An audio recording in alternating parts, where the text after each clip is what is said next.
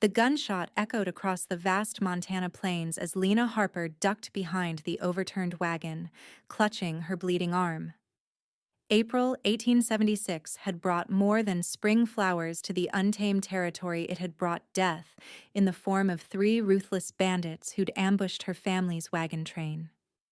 Through tear-blurred eyes, she watched her parents fall, their bodies now still against the golden prairie grass as the setting sun painted the horizon crimson.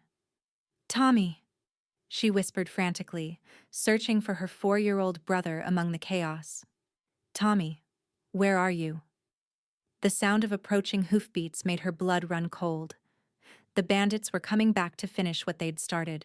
With her wounded arm throbbing, Lena crawled toward a dense thicket of brush. Praying Tommy had hidden there as she'd taught him whenever danger approached.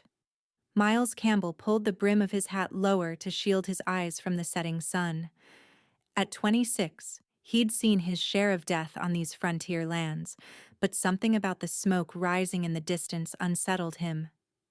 He'd been tracking a small herd of mustangs when he spotted it black smoke where no campfire should be.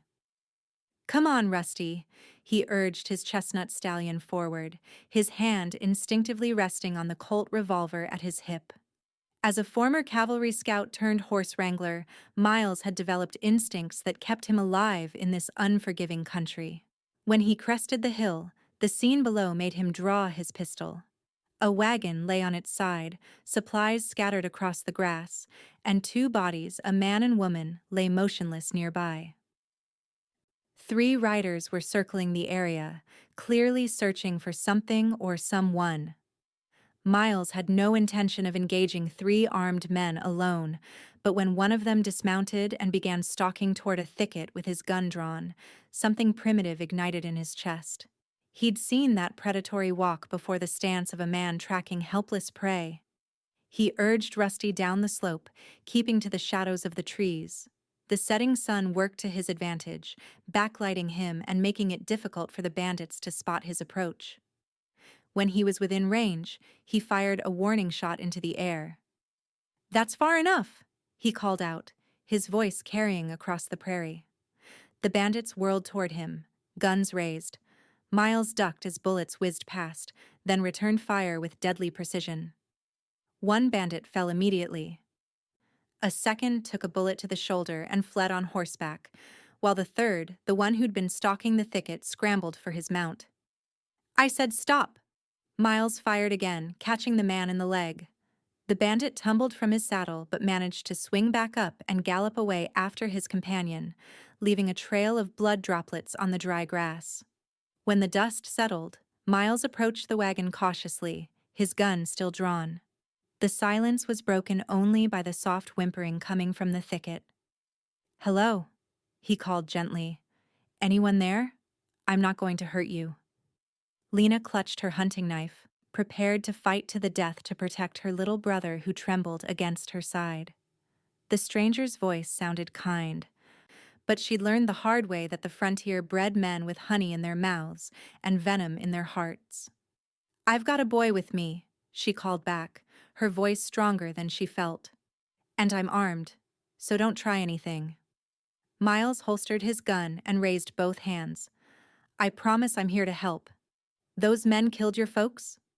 There was a pause before the brush rustled, and a young woman emerged, her dress torn and blood-stained, her arm wrapped in a makeshift bandage. Behind her, partially hidden in her skirts, was a small boy with wide, frightened eyes. "Yes," Lena answered, still gripping her knife. "Ambushed us about an hour ago. They were after our supplies and horses." Her voice broke. "My parents." Miles nodded solemnly. "I saw. I'm sorry, miss. Name's Miles Campbell. I've got a small place about 10 miles north of here." "Lena Harper," she replied, then gestured to the child. "This is my brother Tommy." Miles knelt down to the boy's level, keeping his movements slow and non-threatening. "Hello there, Tommy. That's a mighty fine hiding spot you found." The boy just stared at him with huge blue eyes, his tiny hand clutching his sister's skirt. "He hasn't spoken since." Lena swallowed hard. Since it happened. Miles surveyed the scene grimly. Those two riders who got away might come back with friends. We need to move quickly. He gestured to her arm. You're hurt. Let me help you both to safety, and we can figure things out from there. Lena hesitated, weighing her limited options. Stay here with Tommy and risk the bandits returning, or trust this stranger who'd just saved their lives. Do you have water? She asked finally. Tommy's thirsty, and we lost our canteens when they attacked. Miles nodded and reached for his saddlebag. Here, he said, offering his canteen. It's not much, but it's clean. As Lena helped Tommy drink, Miles moved to the overturned wagon. I'm going to see if there's anything worth salvaging. Then we need to... He paused, not wanting to say the words in front of the boy. I understand, Lena said softly, her eyes moving to her parents' bodies. They deserve a proper burial. By nightfall, Miles had helped Lena dig 2 graves on a small rise overlooking the valley. She'd insisted on saying a few words from the Bible she'd managed to save from the wagon, her voice steady despite the tears streaming down her face. Tommy had stood silently beside her, his small hand in hers, his eyes fixed on the mounds of earth that now held his parents. We should go, Miles said gently when Lena finally closed her Bible. It's not safe to linger. He'd managed to salvage a small trunk of the Harper's belongings and secured it to Rusty's saddle. Lena sat behind Miles, her wounded arm bandaged with strips from his spare shirt, while Tommy was settled in front of the cowboy, wrapped securely in Miles's free arm. As they rode through the gathering darkness, Lena found herself watching the stranger who'd come to their rescue. His broad shoulders blocked the chill night wind, and his arm around her brother was gentle, yet protective. She wondered what twist of fate had brought him to them at that precise moment and what awaited them at his homestead. Miles's small place turned out to be a sturdy log cabin nestled in a sheltered valley with a clear stream running nearby. A corral held several horses that nickered softly as they approached, and a weathered barn stood to one side. It wasn't grand, but to Lena's exhausted eyes, it looked like salvation. It's not much, Miles said as he helped her down from Rusty, but it's sturdy and dry. Inside, the cabin was surprisingly neat for a bachelor's dwelling. A stone fireplace dominated one wall, a rough-hewn table and chairs occupied the center, and a small kitchen area was organized with military precision.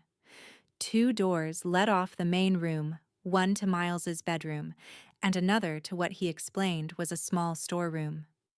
You and Tommy can take my bed, Miles said, lighting a lamp. I'll sleep out here by the fire. Lena wanted to protest, but the events of the day had drained her completely. Her arm throbbed painfully, and the reality of her parents' deaths was beginning to sink in like a stone in her chest. Tommy hadn't left her side, still silent, his small face pale with shock. Miles stoked the fire and heated water while Lena got Tommy settled on the bed.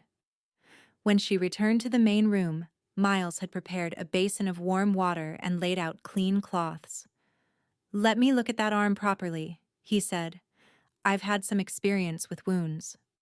Lena hesitated, then sat at the table and carefully rolled up her sleeve. The bullet had grazed her, leaving an angry furrow across her upper arm.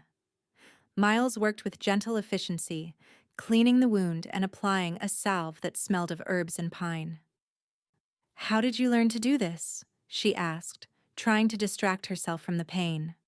2 years with the 7th Cavalry before I decided I preferred horses to officers, he replied with a slight smile. Picked up a few things from the regiment doctor. His eyes met hers briefly. This will heal clean if we keep infection away. As he wrapped a fresh bandage around her arm, Lena studied him. In the lamplight, she could see he was younger than she'd first thought, perhaps only a few years older than her 20 years.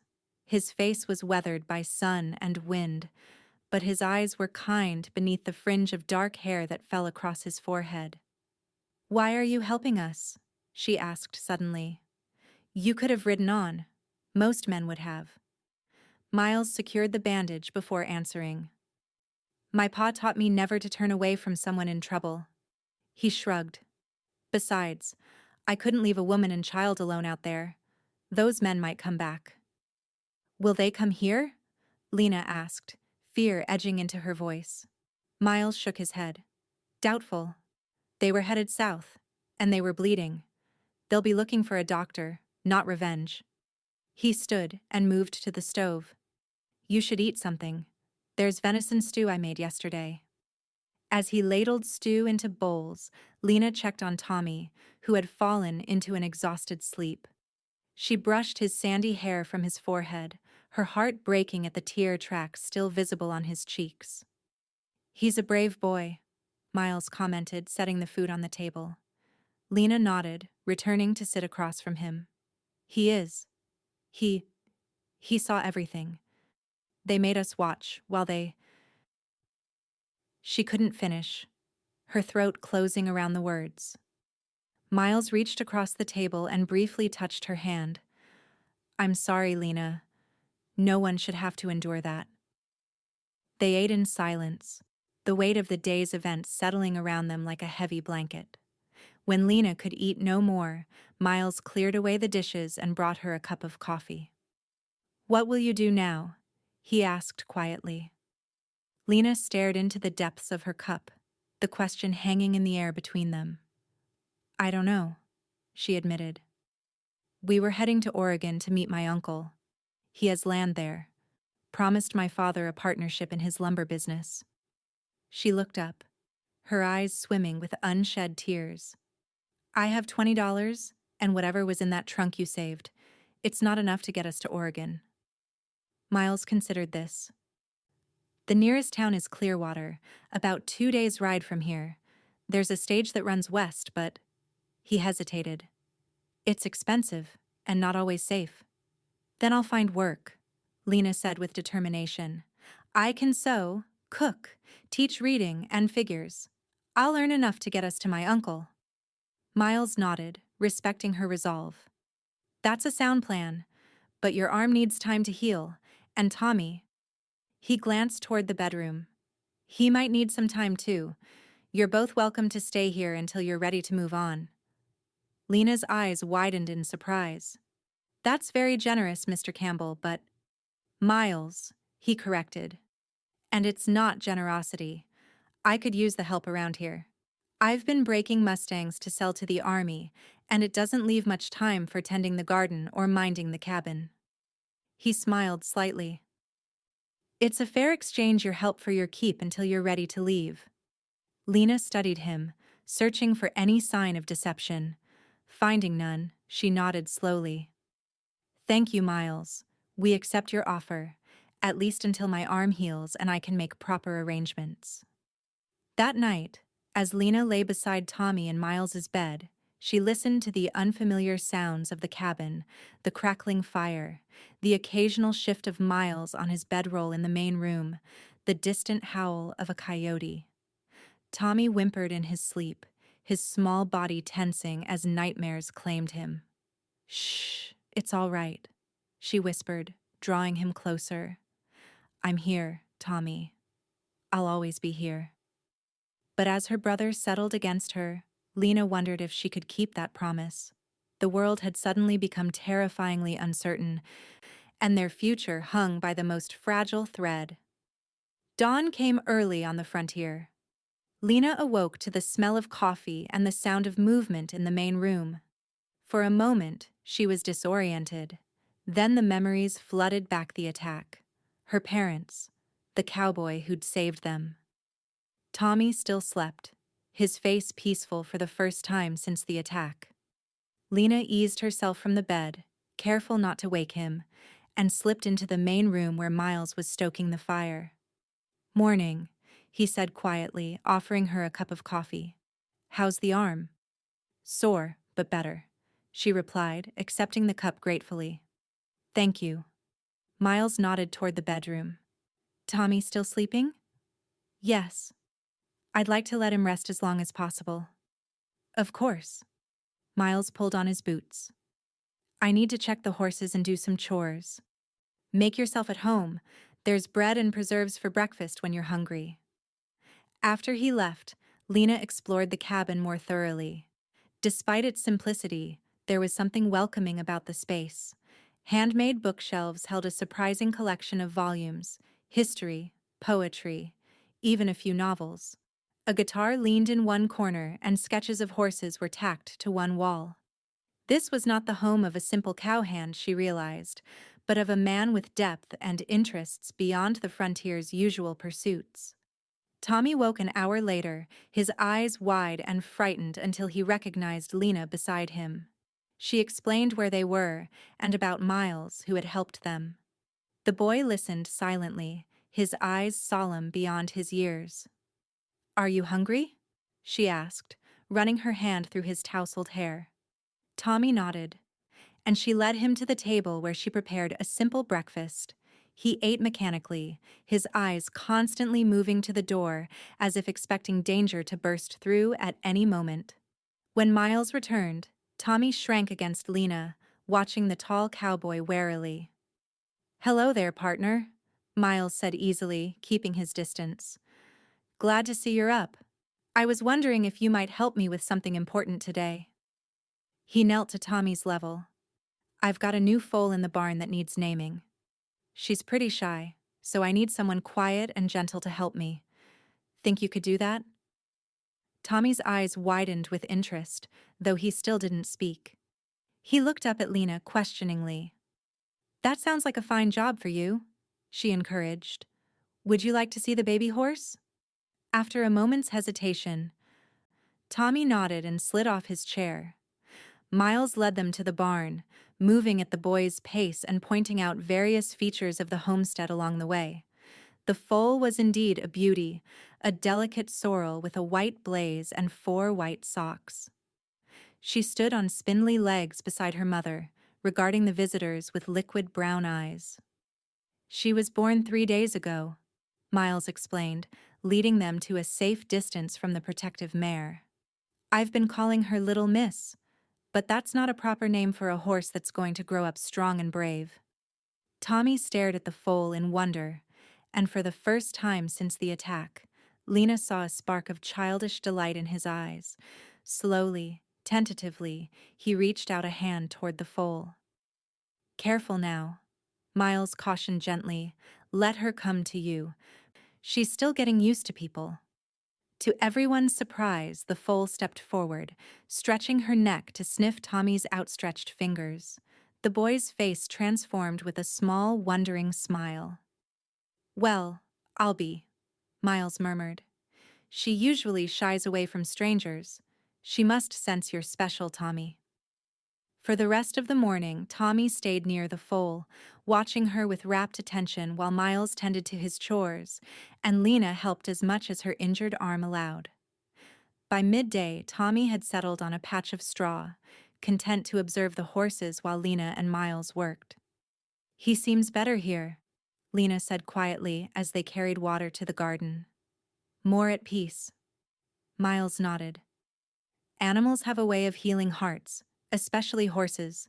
They don't ask questions or expect words. They just offer companionship." "Do you think he'll speak again?" she asked, the worry she'd been holding in finally surfacing. "I'm no doctor," Miles replied thoughtfully, "but I've seen men in battle go silent after witnessing terrible things. Most found their voices again when they felt safe enough." He set down the water bucket.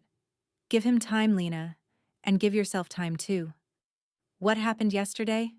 It leaves marks that can't be seen." Over the next few days, a routine developed. Miles worked with his horses in the mornings, breaking the wild mustangs with a gentleness that impressed Lena. In the afternoons, he would take Tommy to the barn to visit his foal, which the boy had silently named Star by pointing to the white mark on her forehead. Lena tended the garden, cooked meals and mended clothes, including Miles's shirts, which showed signs of bachelor neglect. In the evenings, they would sit by the fire. Miles sometimes read aloud from one of his books or played soft melodies on his guitar. Tommy would listen, curled against Lena's side, his eyes growing heavy as the music filled the cabin. It was during these quiet moments that Lena found herself studying Miles, the way his hands moved over the guitar strings, the timbre of his voice as he read, the kindness in his eyes when he glanced at Tommy. A week after their arrival, Lena's arm was healing well enough for her to take on more tasks. Miles had ridden to a neighboring homestead to help with a barn raising, leaving Lena and Tommy alone for the day. She used the opportunity to wash their clothes and air out the bedding, grateful for the warm spring sunshine. Tommy spent the morning playing with a carved wooden horse Miles had given him, occasionally wandering to the corral to watch the real horses. After lunch, exhausted from his morning activities, he fell asleep on Miles's bedroll near the fireplace. Lena seized the quiet moment to open the trunk Miles had salvaged from their wagon. Inside were a few of her mother's dresses, Tommy's spare clothes, her father's pocket watch, and a small box containing her mother's wedding ring and a locket with her parents' portraits inside. At the bottom, wrapped in oilcloth, was a bundle of letters correspondence from her uncle in Oregon, including his address and directions to his property. As she refolded her mother's shawl, tears she'd been holding back for days finally came. She wept silently, clutching the soft fabric to her chest, mourning not just her parents but the future they'd planned together in Oregon. She didn't hear Miles return until his shadow fell across the open trunk. "I'm sorry," she said, hastily wiping her tears. "I didn't hear you come in." Miles knelt beside her, his eyes gentle. "Don't apologize for grieving, Lena. They were your parents." "I've been trying to be strong for Tommy," she explained, folding the shawl carefully. "He needs me to be brave." "Being brave doesn't mean not feeling pain," Miles said quietly. "It means continuing despite it." He hesitated, then added, "I lost my mother when I was 15. Influenza. My father followed 3 years later. Heart gave out while he was breaking a new stallion." "I'm sorry," Lena said, touched by his shared confidence. Miles shrugged. "It was years ago. But I remember trying not to grieve because I thought it would make me weak." He smiled sadly. "A Cheyenne elder I befriended during my cavalry days told me that tears are the rain that helps new strength grow. I've found that to be true." Lena studied him, seeing beyond the rough cowboy exterior to the thoughtful man beneath. "Your friend was wise." "He was," Miles agreed. "And he'd probably tell you that you're doing just fine with Tommy. That boy is lucky to have you." Their eyes held for a long moment, and Lena felt something shift between them, a deepening of trust perhaps, or the first stirrings of something more. The moment was broken when Tommy stirred from his nap, rubbing his eyes sleepily. That evening, a spring thunderstorm rolled in from the mountains. Thunder shook the cabin while lightning illuminated the valley in brief, stark flashes. Tommy, terrified by the storm, refused to go to bed. His eyes were wide with panic, and he clung to Lena desperately. "He's afraid of storms," Lena explained apologetically as Miles tried to help. "Even before, what happened?" Miles considered the problem, then disappeared into his bedroom. He returned with a small wooden box. "My mother made this," he said, opening it to reveal a beautifully crafted music box. He wound the key, and a sweet melody filled the room, somehow audible even over the storm's rumbling. Tommy's grip on Lena loosened slightly as he watched the tiny cylinder turn, producing the enchanting music. "It's supposed to be a lullaby," Miles explained, setting the box on the table. "My mother would play it during storms when I was little." To their surprise, Tommy reached for the box, his small fingers tracing the carved lid. "Would you like to hold it?" Miles asked. Tommy nodded, and Miles carefully placed the music box in his hands. The boy cradled it, his eyes wide with wonder as the music played. "Why don't you show Tommy how to wind it up?" Miles suggested to Lena. "I'll make us some hot chocolate to help everyone sleep." As Lena demonstrated the winding mechanism to her brother, she glanced at Miles, gratitude warming her chest. This man, who owed them nothing, continued to find ways to ease their burdens and comfort her traumatized brother. That night, Tommy insisted on taking the music box to bed. Lena, exhausted from the emotional day, fell asleep quickly beside him, the storm gradually moving east and diminishing to distant rumbles. She woke in the darkest part of night to find Tommy gone from the bed. Panic surged through her as she leapt up, rushing into the main room. The sight that greeted her stopped her in her tracks. Miles sat in his chair by the dying fire, Tommy curled in his lap. The music box played softly on the table beside them. The cowboy was speaking in a low, gentle voice, telling a story about a brave horse who saved his herd during a blizzard. Tommy listened intently, his eyes heavy but focused on Miles's face. Lena remained in the shadows, unwilling to interrupt this peaceful scene. As Miles's story wound to its happy conclusion, Tommy's eyes finally closed, his breathing becoming deep and even. Miles carefully stood, cradling the sleeping child against his chest, and carried him toward the bedroom. He stopped short when he saw Lena. "He was having nightmares," Miles whispered. "I heard him crying and found him huddled by the fire. Hope you don't mind that I sat with him." "Of course not," Lena whispered back, her heart squeezing at the tender care this virtual stranger showed her brother. "Thank you." Miles nodded and carried Tommy to the bed, gently laying him down. Lena followed, pulling the blanket over her brother. As they both turned to leave the room, Tommy stirred slightly. "Don't leave," he murmured, his voice rusty from disuse. "She keeps the nightmares away." Miles and Lena froze, exchanging startled glances. It was the first time Tommy had spoken since the attack. "Who keeps the nightmares away, buddy?" Miles asked softly, kneeling beside the bed. Tommy pointed to the music box on the table in the other room. "Her, the music lady." Lena felt tears spring to her eyes. "I'll bring her right in," she promised, hurrying to retrieve the music box. When she returned, Tommy was already drifting back to sleep. She wound the music box and set it on the small table beside the bed, its gentle melody filling the room. "Sleep, now," she whispered, kissing his forehead. "The music lady will keep watch." In the main room, Miles had rekindled the fire and was pouring 2 cups of coffee. "He spoke," Lena said, still stunned by the development. Miles smiled, handing her a cup. "He did." "That's a good sign, Lena." "Thanks to you and your mother's music box," she said, sinking into a chair across from him. "I don't know how to repay you for all you've done for us." "There's nothing to repay," Miles insisted. "Having you both here has been—" He paused, searching for words. "It's been good. This place was too quiet before." They sat in comfortable silence, listening to the crackling fire and the faint melody of the music box from the bedroom. Lena studied Miles's profile in the firelight, struck by how at ease she felt in his presence after such a short time. "Tell me about your plans," Miles said eventually. "For Oregon." Lena sighed. "My uncle has a lumber mill near Portland. He wrote to my father about needing help running it as the business grew. We sold our farm in Missouri to make the journey." She stared into her coffee. "I found his letters in the trunk. I should write to him, let him know what happened." Miles nodded.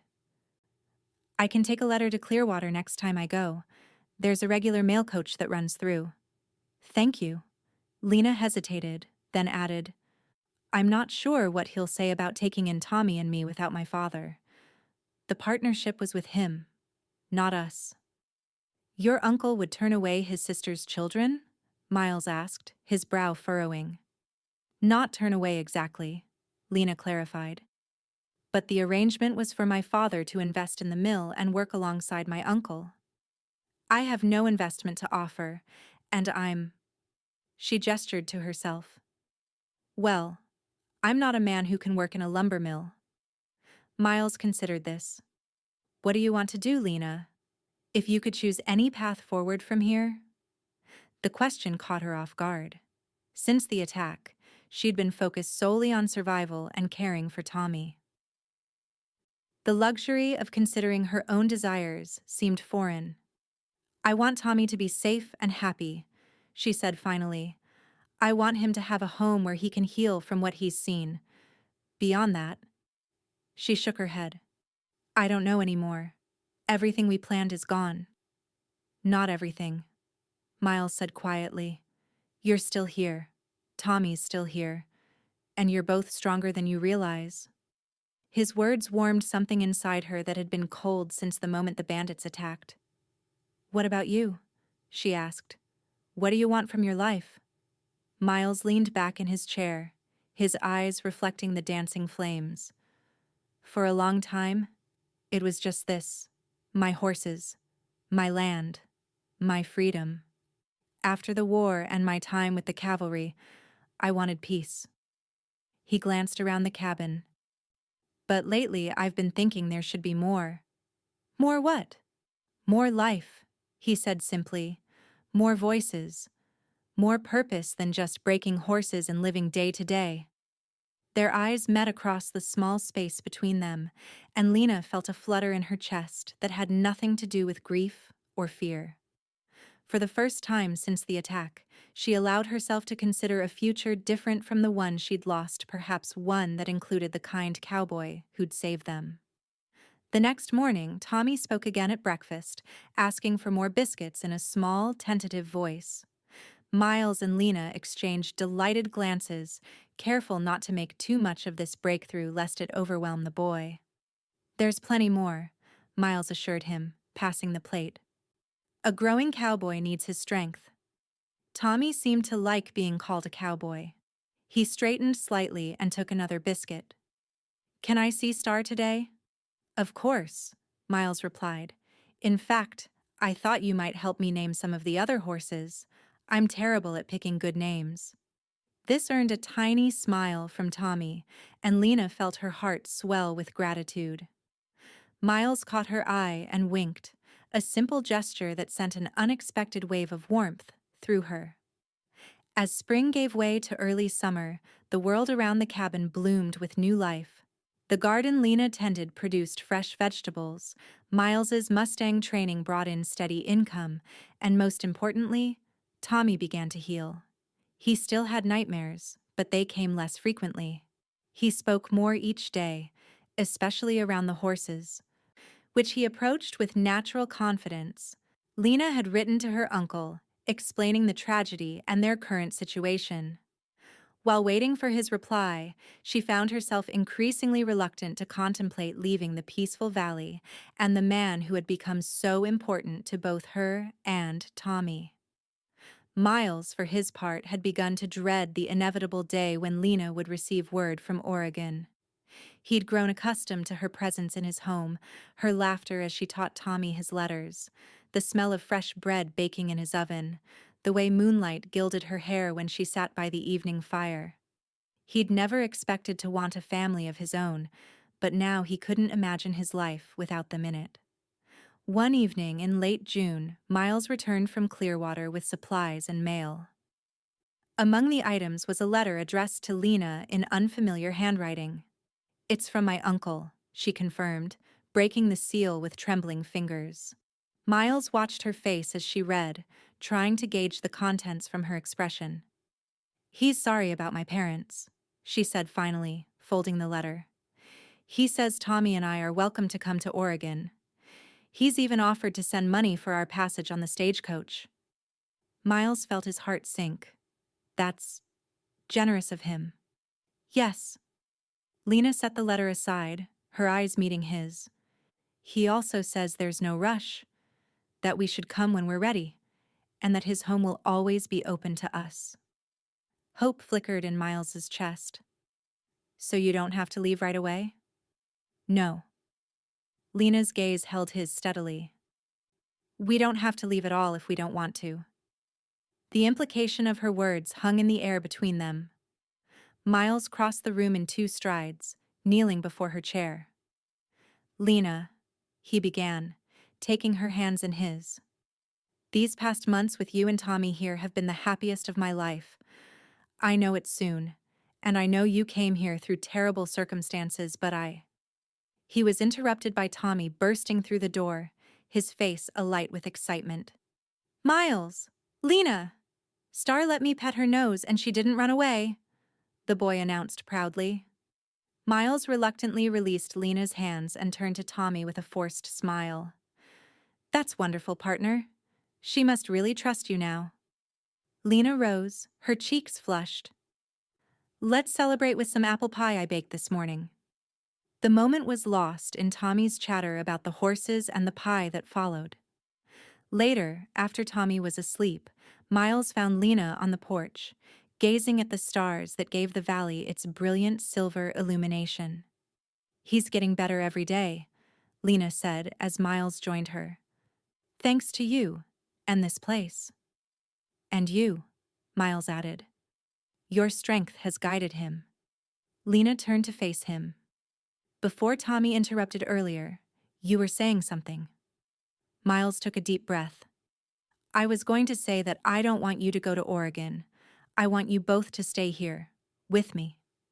He reached for her hand. "I've fallen in love with you, Lena Harper. I think I started falling the moment you emerged from that thicket." Fierce as a mountain lion protecting her cub. Lena's eyes glistened in the moonlight. "I've fallen in love with you too," she whispered. "I never expected to find something so precious amid such tragedy. But here you are, a gift I never knew to wish for." Miles drew her into his arms, his lips finding hers in a tender kiss that spoke of promises and tomorrows. When they parted, Lena rested her head against his chest, listening to the steady beat of his heart. "What about Tommy?" she asked. "I need to consider what's best for him." "Of course," Miles agreed. "He should have a say in his future too." They found their answer the next morning. Miles was in the barn when he heard Tommy's small footsteps behind him. "Miles?" the boy called. "Can I ask you something important?" Miles turned from the saddle he was repairing. "Anything, partner?" Tommy twisted his hands nervously. "Lena says we got a letter from Uncle William in Oregon. Are we going away?" Miles knelt to Tommy's level. "That depends, buddy. What do you want to do?" Tommy looked around the barn, his eyes lingering on Star's stall. "I don't want to leave," he said firmly. "I like it here with you and the horses." His voice dropped to a whisper. "And I get scared thinking about being on a wagon again." Miles felt his throat tighten with emotion. "You don't have to go anywhere you don't want to, Tommy. This can be your home for as long as you want it to be." "Forever?" Tommy asked hopefully. "Forever," Miles confirmed. Tommy launched himself into Miles's arms, nearly knocking the cowboy backward. "Can you be my pa now?" he asked against Miles's shoulder. "Since my real pa is in heaven?" Miles felt tears prick his eyes as he held the boy close. "I'd be honored to be your pa, Tommy. But that's something I need to talk to your sister about first." Neither had noticed Lena standing in the barn doorway, tears streaming down her cheeks as she witnessed the exchange. Miles looked up to see her there, her face radiant despite her tears. "What do you say, Lena?"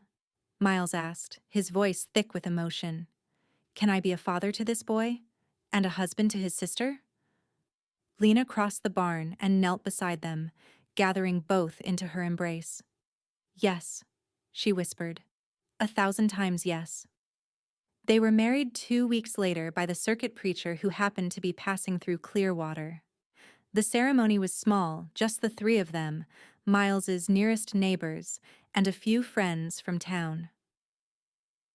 Tommy stood proudly beside Miles, clutching the wedding rings on a small pillow Lena had sewn for the occasion. As they exchanged vows beneath the towering cottonwood tree near the stream, Lena marveled at the journey that had brought them to this moment.